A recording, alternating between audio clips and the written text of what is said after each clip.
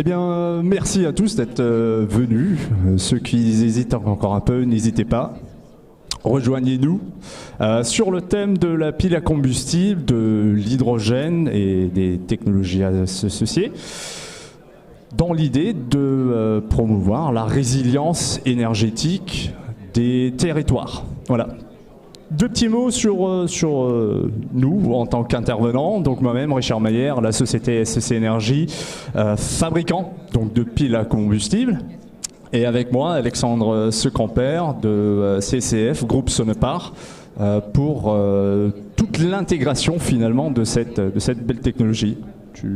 Bienvenue à tous. Très bien.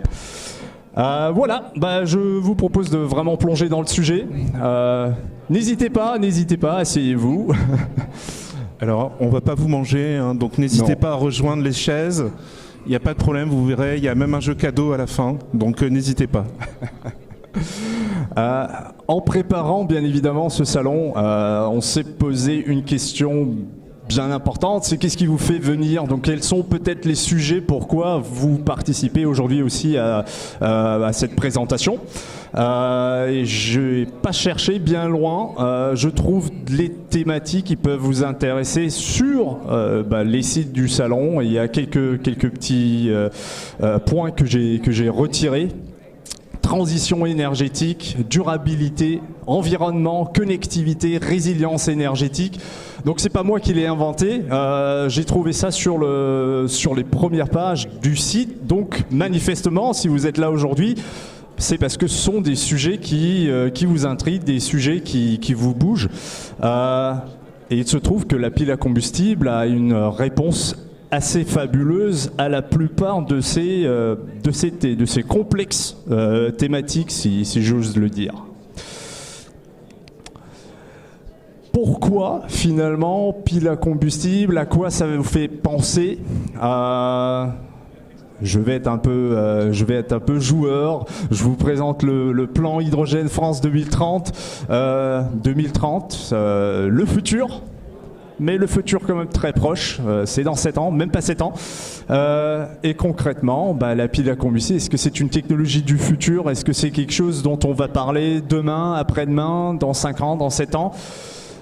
Et en principe, on est là pour vous dire non. Ce n'est pas une technologie du futur, c'est une technologie bien présente.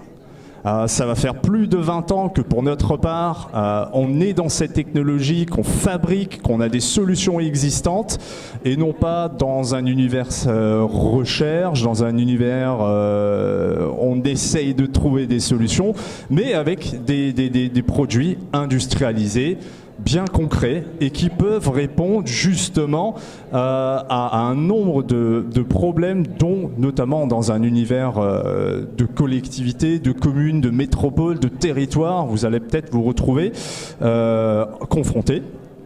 L'alimentation électrique hors réseau, donc comment est-ce que je peux réaliser une alimentation électrique là tout simplement où je n'ai pas la possibilité de me connecter à un réseau électrique existant, faire de l'alimentation électrique temporaire pour de l'événementiel, pour des points d'intérêt de la télécommunication temporaire par exemple. Il y a un grand événement qui approche 2024, les Jeux Olympiques pour ne pas les citer, où on a pour projet d'amener plein de vie dans les rues et finalement ça veut aussi dire amener plein d'électronique temporairement à disposition des gens qui vont participer à cet événement. Et donc il y a une grande question, comment est-ce qu'on peut réaliser de l'alimentation électrique temporaire, ponctuelle, et encore une fois la pile à combustible a un véritable intérêt là-dedans. Je ferme ma petite parenthèse sur ces applications avec la partie résilience, la partie durcissement des réseaux, où aussi la pile à combustible s'inscrit donc dans tout ce qui sera alimentation de secours, alimentation sans interruption, et qui remplace la technologie d'aujourd'hui, qui est la technologie malheureusement du groupe électrogène. Si je vous ai dit que ça fait 20 ans qu'on existe, c'est qu'on a quand même fait l'une ou l'autre installation. On va pas trop rentrer aujourd'hui dans les détails techniques. Je pense que c'est pas à moins qu'il y ait des questions, bien évidemment, on est ravis d'y répondre. Mais je suis plutôt là pour vous donner des exemples bien concrets d'applications, de choses qu'on peut faire concrètement aujourd'hui avec la pile à combustible, avec cette technologie, soit en remplacement de technologies moins adaptées, en remplacement du groupe électrogène, en remplacement de solutions de batterie, mais aussi tout simplement à apporter des solutions là où aujourd'hui il n'y en a pas. Point final. Des solutions dans des applications où aujourd'hui on ne sait pas vraiment comment le faire, comment le gérer, et où aujourd'hui la réponse est souvent complexe, coûteuse, va faire intervenir beaucoup de personnel. J'ai un petit éventail que vous voyez sur les slides. Donc on s'adresse à toute application dans un univers de télécom, de connectivité, encore une fois, que ce soit temporaire, que ce soit de longue durée, dans la sécurité routière, dans la gestion des flux, que ce soit automobilier, que ce soit des flux piétons, que ce soit des flux de vélos ou autres. Dans les infrastructures critiques, alors c'est un sujet assez large parce que qu'allez-vous qualifier d'infrastructure critique? Notre gouvernement a défini certains types d'infrastructures qui vont être là-dedans. Ça comprend les transports, ça comprend les télécommunications, ça comprend la santé, mais aussi les transports en commun, par exemple. On fait beaucoup dans l'aménagement urbain, l'aménagement des territoires, mais aussi le BTP, donc où forcément dans une phase de construction ou une phase de transformation, vous allez vous retrouver sans connexion filaire, sans connexion réseau. Les réseaux d'eau au sens large, l'eau fraîche comme les eaux usées, le traitement des eaux, le mouvement des eaux, mais aussi tout ce qui est mesure autour finalement de ces infrastructures. Donc si vous avez des flux, que ce soit des liquides, des gaz, peu importe, vous avez un besoin donc de faire des mesures, de faire de la contrôle, du commande à distance. Et là encore une fois, vous consommez dans des endroits où vous n'avez pas forcément la possibilité de vous connecter à un réseau électrique existant. Voilà. Ça fait un peu le lien vers les réseaux d'énergie, donc vers les réseaux gaziers, les réseaux pétroliers aussi, ou bref, tous vos vecteurs énergétiques qui sont véhiculés dans les métropoles, mais entre les centres aussi. Donc on a des endroits où on va stocker nos hydrocarbures, par exemple, et donc vous avez forcément des réseaux pipeline qui viennent relier ces zones de stockage avec les zones d'utilisation. On est dans la prévention de risques, notamment dans la prévention d'incendie, un sujet qui prend un peu plus d'ampleur en ce moment, notamment sur les départs de feu de forêt. Où il est tout juste important de faire des mesures, de faire de la détection avant qu'un événement se produise. L'essentiel, c'est finalement d'avoir connaissance de où est-ce que j'ai des points de danger, des points de risque, et de pouvoir agir avant qu'on soit vraiment en situation de catastrophe. Grand sujet dans tout ce qui est vidéoprotection, si je me mets dans le contexte urbain, par exemple dans tout ce qui est dépôt d'ordures sauvages, où on a une application très concrète, c'est qu'on veut éviter que on vienne déposer des ordures à des endroits où on ne le souhaite pas.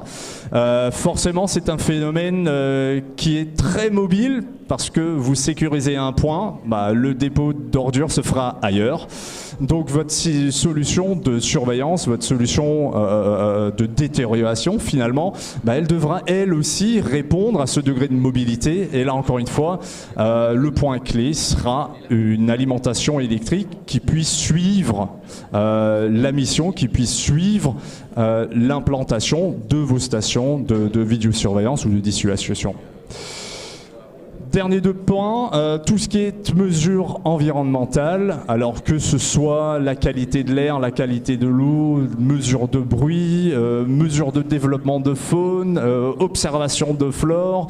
Vous imaginez quelque chose aujourd'hui, si vous avez un système de mesure, en règle générale, ça veut dire qu'il faudra trouver une solution d'électrification. Et sur ce cas de figure, effectivement, de l'électrification autonome. Ou encore une fois, la pile à combustible a une très belle réponse. Dernier point, les événements. Bon, aujourd'hui, on est à l'intérieur, mais vous imaginez, on aurait pu faire ça à l'extérieur aussi, il fait très beau. Vous imaginez des festivals, des concerts, des manifestations politiques. Vous avez un énorme besoin d'électrifier en autonomie. Et je pense que le groupe électrogène n'est plus vraiment à la hauteur, notamment des messages qu'on souhaite peut-être faire passer sur ce genre d'événement. Donc si je mets en avant des valeurs telles que l'écologie ou la paix, il est un peu difficile de faire tourner un groupe électrogène à côté. Voilà. Pour parler encore plus concrètement de qu'est-ce qu'on sait faire, comment est-ce qu'on intègre, je ne suis pas tout seul, vous le savez. Donc j'ai avec moi Alexandre Second qui va nous parler d'une application bien concrète.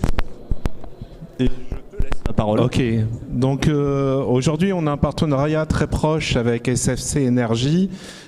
CCF, on est donc une filiale du groupe Sonepar. On est présent dans plus de 10 agences réparties sur toute la France, avec une cellule projet. On travaille étroitement avec Richard sur des cas concrets. Et donc, si on part sur l'un des premiers cas qui a été mis en place, c'est notamment sur certaines plages, avec l'arrivée de tout ce qui est trafic de drogue, la recherche et la mise en sécurité des plages, justement, pour éviter tout ce qui est le trafic de drogue via les bateaux.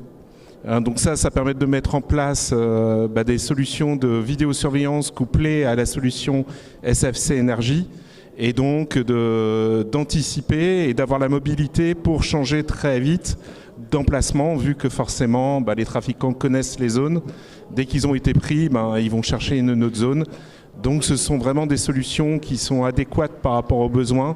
Et on retrouve ça donc dans plein de domaines, comme nous a dit Richard, notamment sur les dépôts d'ordures, sur plein d'autres choses où on a besoin de mobilité. On peut imaginer ça aussi sur des zones événementielles, notamment sur tout ce qui est, par exemple, les stades ou les compléments autour des stades, les zones de vie autour des stades, où on a besoin d'aménager donc, je dirais, des outils de surveillance très mobiles et qu'on va enlever après la festivité en fait.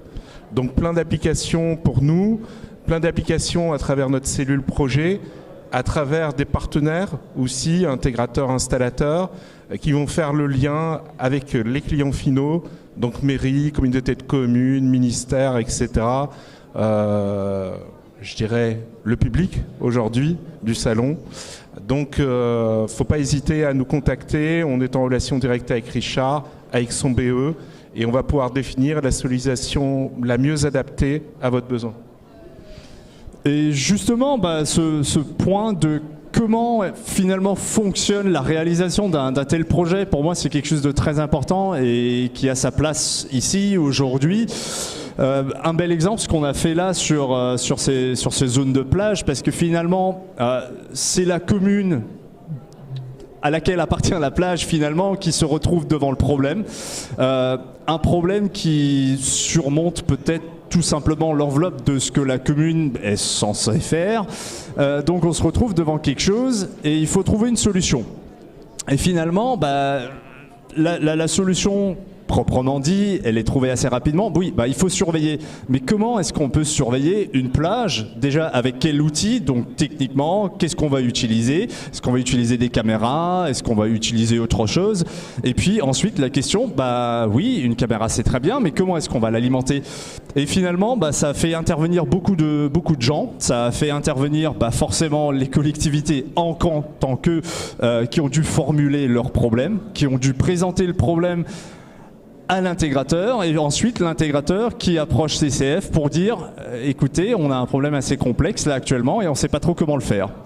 Et le point commun dans tout ça, c'est que finalement on a une technologie qui est là pour répondre à cela, et il est très important qu'on puisse la promouvoir, qu'on puisse finalement expliquer, mettre dans la vision de ceux qui sont confrontés au problème que finalement cette solution elle existe déjà et qu'on a les partenaires pour l'intégrer.